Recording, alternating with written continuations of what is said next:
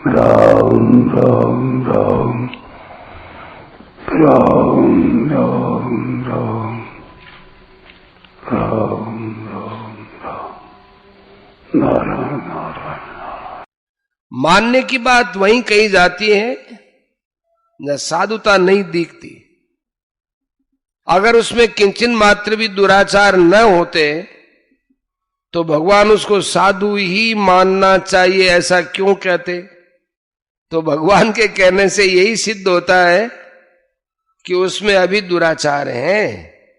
वह दुराचारियों से सर्वथा रहित तो नहीं हुआ है, वह अभी सांगोपांग साधु भी नहीं हुआ है, तो भी उसको साधु ही मानना चाहिए। बाहर से उसके आचरणों में, क्रियाओं में कोई कमी भी देखने में आ जाए तो भी वह असाधु नहीं है। इसका कारण यह है कि वह अनन्य भाग हो गया, अर्थात मैं केवल भगवान का हूं और केवल भगवान ही मेरे हैं। मैं अब संसार का नहीं हूं, संसार मेरा नहीं है।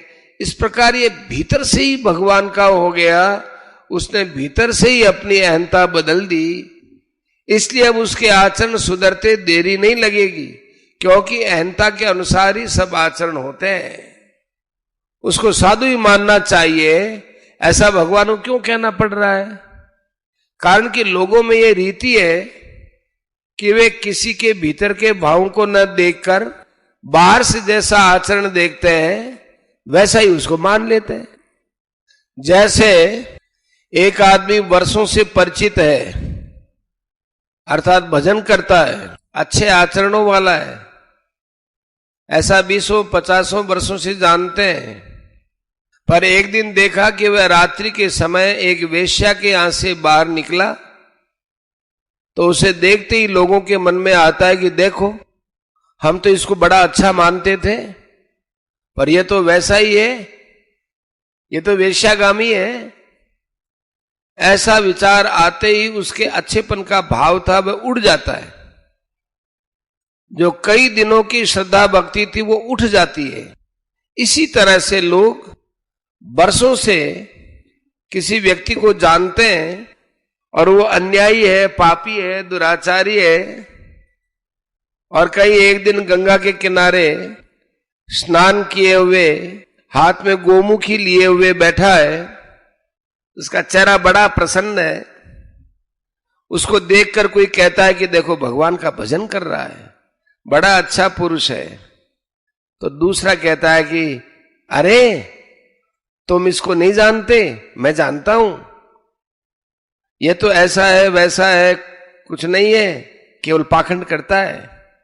इस प्रकार भजन करने पर भी लोग उसको वैसा ही पापी मानते हैं, और उधर साधन भजन करने वालों को भी वेश्या के घर से निकलता देखकर खराब मान लेते हैं। उसको न जाने किस कारण से वेश्या ने बुलाया होगा, क्या पता वह दया परवश होकर वेश्या को शिक्षा देने गया होगा, उसके सुधार के लिए गया होगा, उस तरफ उनकी दृष्टि जाती ही नहीं।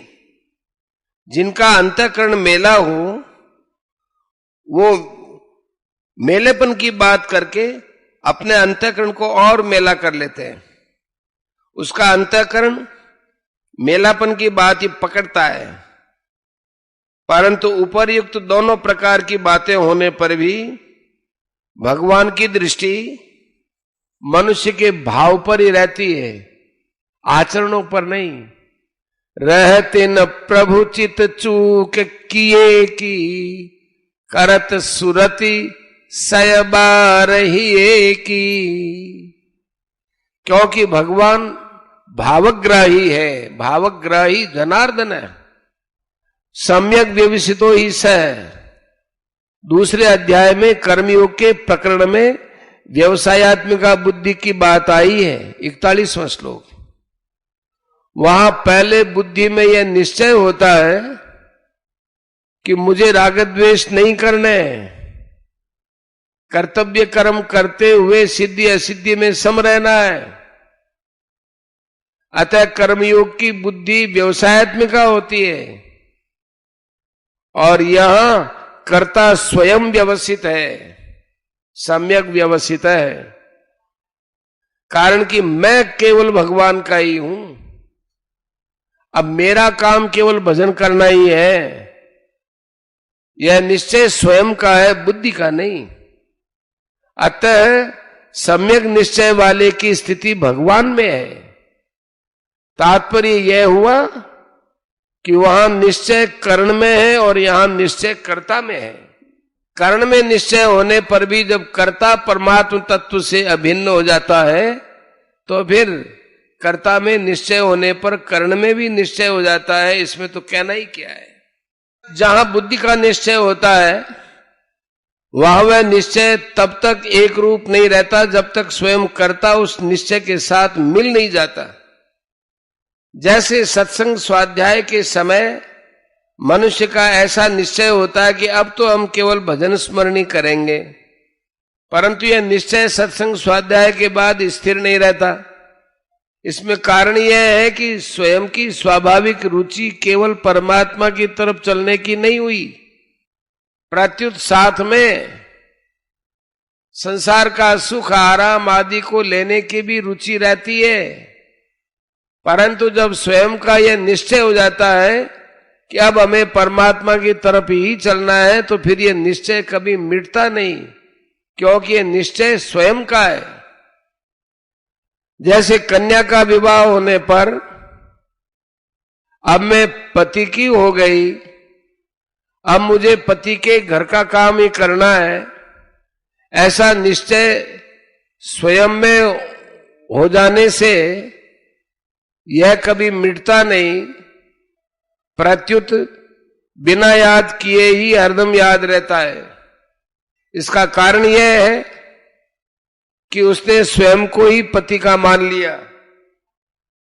ऐसे ही जब मनुष्य यह निश्चय कर लेता है कि मैं भगवान का हूं और अब केवल भगवान का ही काम करना है, भजन करना है, भजन के सिवा और कोई काम नहीं है, किसी काम से कोई मतलब नहीं है, तो यह निश्चय स्वयं का होने से सदा के लिए पक्का हो जाता है, फिर कभी मिटता ही नहीं। इसलिए भगवान कहते हैं कि उसको साधु ही मानना चाहिए। केवल मानने की बात नहीं, स्वयं का निश्चय होने से बहुत जल्दी धर्मात्मा बन जाता है। क्षिप्रम भवति धर्मात्मा, जो आगे के श्लोक में आने वाला है। भक्ति योग की दृष्टि से संपूर्ण दुर्गुण दुराचार भगवान की विमुखता पर ही टिके हुए हैं। जब प्राणी अनन्य भाव से भगवान के सन्मुख हो जाता है, तब सभी दुर्गुण दुराचार मिट जाते हैं। परिशिष्ट भाव ज्ञान योग और कर्म योग में बुद्धि की प्रधानता रहती है। ऐसा ते अभिता सांख्य बुद्धि योगे त्विमाम शृणु। इसलिए ज्ञान योगी और कर्म योगी की बुद्धि व्यवस्थित होती है। व्यवसायत्मिका बुद्धि रेखे है, व्यवसायत्मिका बुद्धि 244। परंतु भक्ति योग में स्वयं की प्रधानता रहती है। इसलिए भक्त स्वयं व्यवस्थित होता है, सम्यक व्यवस्थित हो इस है। मन बुद्धि में बैठी हुई बात की विस्मृति हो सकती है, पर स्वयं में बैठी हुई बात की विस्मृति नहीं हो सकती। कारण कि मन बुद्धि अपने साथ निरंतर नहीं रहते। सुषुप्ति में हमें उनके अभाव का अनुभव होता है, पर स्वयं के अभाव का अनुभव कभी किसी को नहीं होता। उस स्वयं में जो बात होती है वो अखंड रहती है। इसलिए मैं भगवान का हूं और भगवान मेरे हैं, यह स्वीकृति स्वयं में होती है, मन बुद्धि में नहीं। एक बार यह स्वीकृति होने पर फिर कभी अस्वीकृति होती नहीं, क्योंकि स्वयं मूल में भगवान का ही अंश होने से भगवान से अभिन्न है। परंतु भूल से यह प्रकृति के साथ अपना संबंध स्वीकार कर लेता है। 15वें अध्याय का 7वां श्लोक। अतः वास्तव में केवल अपनी भूल ही मिटानी है। भूल मिटते ही भगवान के नित्य संबंध की स्वतः जागृति हो जाती है। नष्टो मोह स्मृतिर्लब्धा 18 का 73। दूसरों के साथ संबंध माना था, यही भूल थी, यही मोह था।